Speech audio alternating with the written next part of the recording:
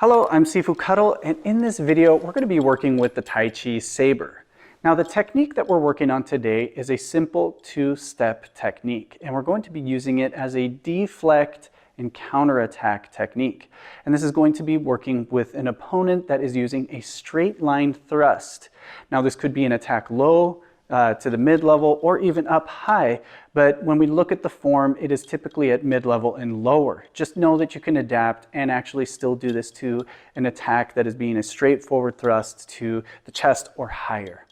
Now, one of the other things I want you to keep in mind is we want to have the blade edge forward as we're doing this. I'm going to talk about it a little bit more as we get into the technique, but we want to think of using the flat of the sword to make contact to our opponent's blade. Now, this is an ideal and it's not an absolute. Sometimes combat will change things. Things will be edge-to-edge contact, and there's nothing that you can really control for that. But ideally, you want to practice and keep in mind that you want to use the flat of the sword to deflect and block. Now, also, you can counterattack your opponent with different things, but we are going to focus on a very particular technique for this video, so I hope you enjoy it. Grab your saber, let's get to work.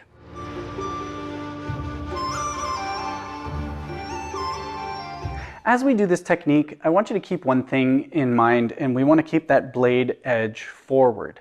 As we do our deflecting, our blocking technique, and then as we move into our cutting technique, we want to think about having the blade edge forward. What I mean by this is also blocking with the flat of the blade. Now, this is an ideal. This doesn't mean that it's an absolute that's going to happen perfectly every single time. Sometimes you will make contact with the blade edge, but if we can reduce the amount of blade edge contact that's not to a target, then we can keep our blade edge sharper.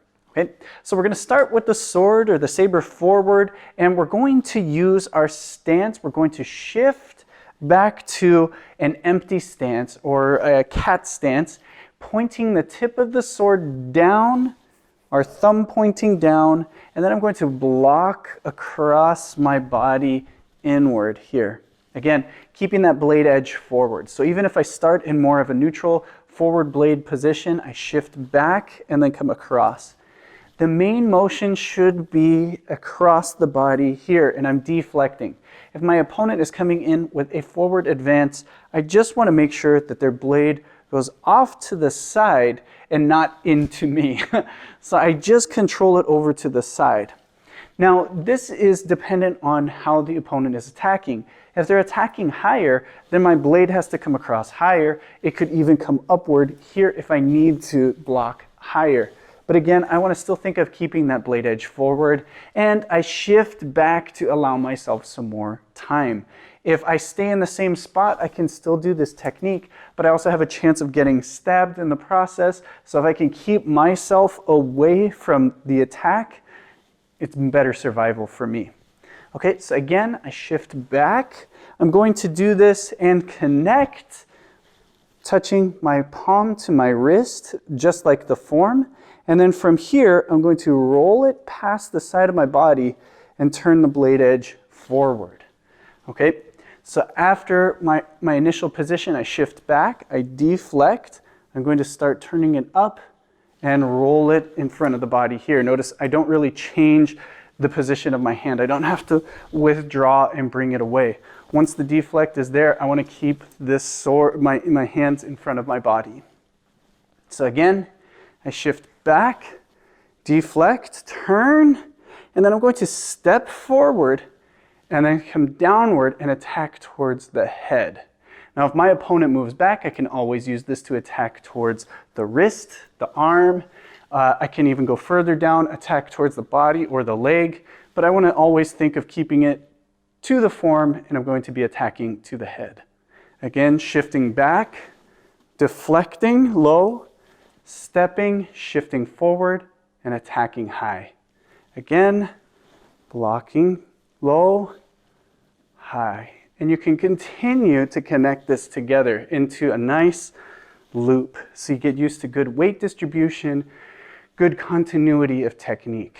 Again, if I'm facing towards you, I'm going to deflect, rotate over, and attack. Deflect, attack. deflect, attack, deflect, and attack. All right, so there you have it. A great technique that we can use to deflect an oncoming attack and then counterattack. Now, one of the last things I do want to mention is that this technique can also be used for when an opponent tries to fling your blade or disarm the blade from a bind, or when the two blades connect.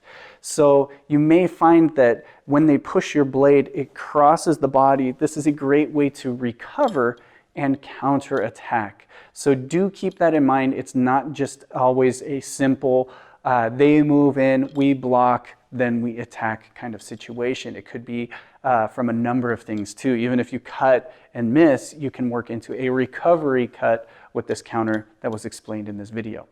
I hope you guys enjoyed this video. Check out the playlist for Taiji Saber for more techniques, and I will see you in the next video.